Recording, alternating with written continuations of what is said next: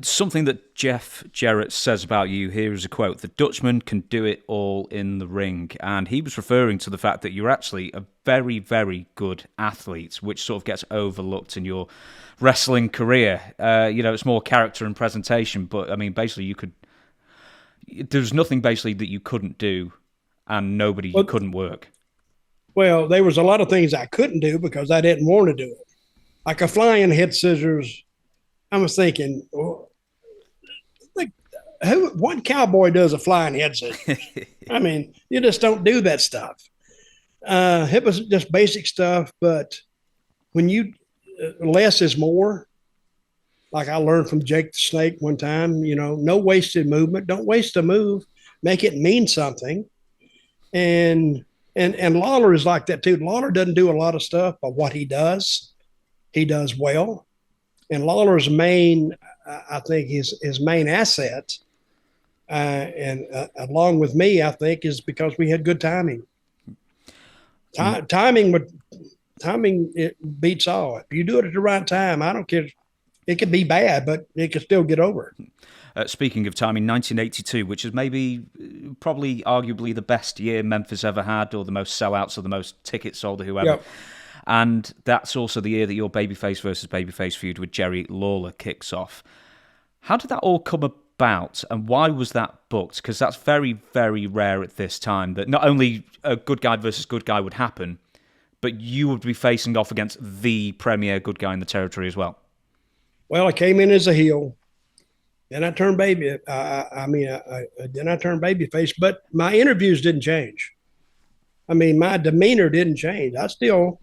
I would remind the people. I said, "Hey, I'll still punch you if I get a chance." I said, "I'm there to win. I'm not there to. I'm not. I don't want to kiss babies in the park on Sunday afternoon and sign autographs somewhere else or whatever I said. But I says I'm there to win, and I'll win at any cost." And I would tell all my opponents, and I wrestled some baby faces. I said, "Hey, be prepared at all times because I don't know. I can't promise nothing." But the people respected that because I told them that's the way I was. So Lawler had gotten hurt playing football or doing something, and he was coming back, but it wasn't time for him to come back. And Jerry Jarrett came to me one Saturday morning, and we used to do interviews. Not somebody would write us a piece of paper and say, "Hey, read this." No, you go out and you did your own interviews. Jerry Jarrett would give me some bullet points, and he said, "All right, go sell some tickets." So I would go out there and I would do a Dutch Mantell interview, much like I'm doing right now. I'm just making it up off the top of my head.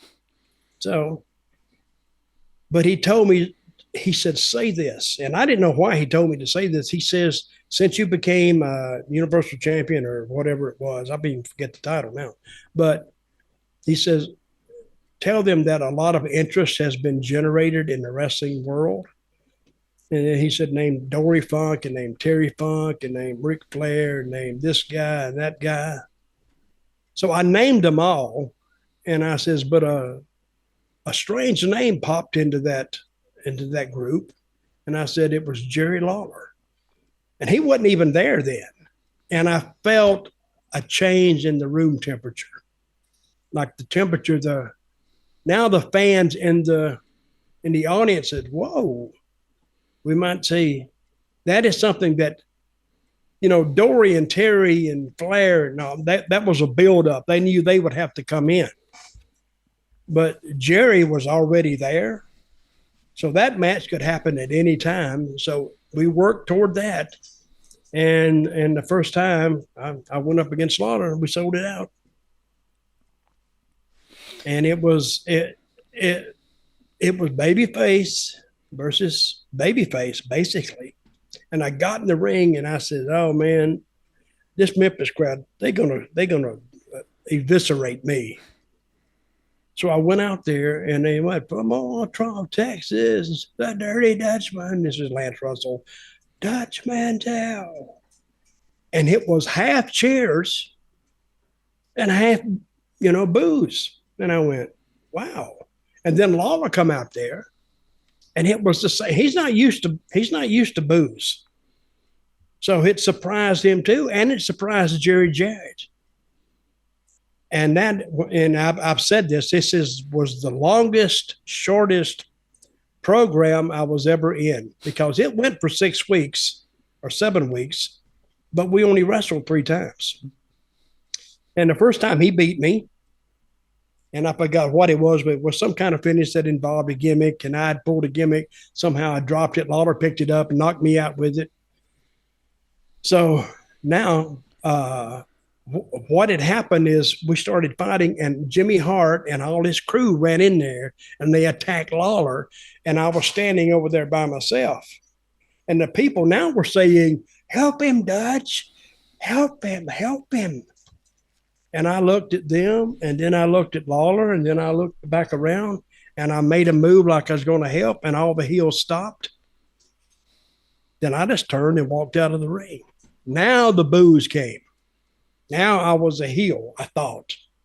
When they beat the crap out of Lawler. Now Lawler, that made him mad. Now he was the champion looking to get even with me, and I wouldn't accept the match.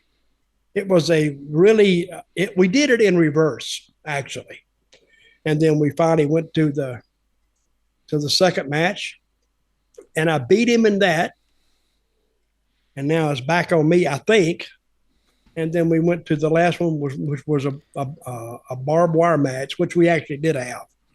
And it was a good series. We sold out Memphis, Louisville, Nashville, Evansville, and he didn't make spot shows in those days, I think, since he was living in Memphis. So, but that was probably one of the strongest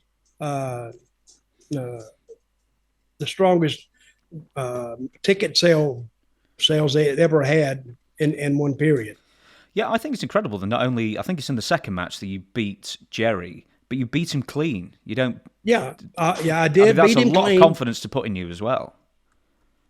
Well, that came about because, well, I suggested it, one thing, but I suggested it in a meeting with me and Jerry Jarrett at his house right outside Nashville. And I says, what if I beat Jerry clean in the middle? And they didn't want to hear that. I said, "What? But I said that. I mean, they had a point too. They said, well, you said you'd do anything. I said, I will, but what if I didn't do that and I beat him clean in the middle? Then I said, Jerry could go back, and he said, well, hell, I got beat. Maybe my time is over. Maybe I need to go ahead and do something else and we went off that for a while, only a week or two, and then come back in the barbed wire match and sold it out again. I mean, to me, I think people won't see clean finishes are there for a reason, to determine a winner. And since Lawler had never really been beaten like that before, he'd always been hit with a gimmick or somebody else come in and did something or powder in the face or whatever. But the fans, even in those days, were getting increasingly wise to the way we did it. But I says, how are they going to argue with a clean finish? So we did it. It worked. And we went one more time. And then I think what ended this finish was this run was we had Andy Kaufman coming in. And so they took off again. But Lawler was the key to Memphis. He was key to all of them because he was the one constant. Because every territory back in those days had a constant. Like Dusty was always in Florida. He was your stay-at-home guy. And Flair, even though he was a heel, he was your stay-at-home guy in Charlotte. Lawler in Memphis, the Von Erichs in Texas. And that system seemed to work. So and Memphis did it perfectly. I like what Jeff Jarrett says on the podcast. I think he brings up Bruce Pritchard, and he essentially says that a dragon slayer needs dragons to slay. And it was a good way of building you up as the dragon to eventually slay. And it didn't hurt it made your career better, it made his career better, all by sort of, going back and forth on the losses and wins. Well, I read that. You sent it to me, but that's not the first time I heard that. The first time I heard that was from Jerry Jarrett. Mm-hmm. He said, if you have a dragon slayer, you got to have a dragon first for him to slay. And that's how Jerry Jarrett related to me his vision of what pro wrestling was.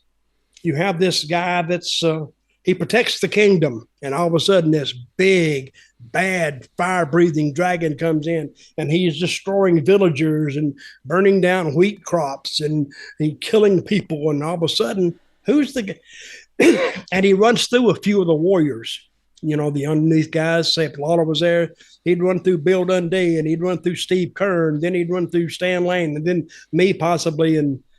But now all of a sudden, the Dragon Slayer has to stand up, and let's see where this goes. And that's what he was for years. Mm-hmm. It's a simple explanation of how wrestling works, but that's basically that's it.